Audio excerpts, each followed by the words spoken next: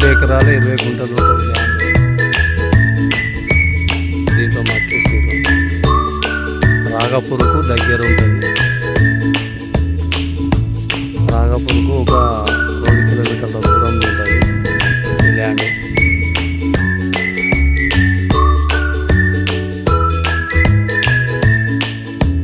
కిలోమీటర్ల దూరంలో ఉంటుంది ఈ ల్యాండ్. సిద్దిపేట నుంచి ఈ ల్యాండ్ వరకు 12 కిలోమీటర్ల దూరం ఉంటుంది. కానీ సూపర్ ల్యాండ్. రెడ్ సాయిల్ భూమి, ఎక్సలెంట్ భూమి.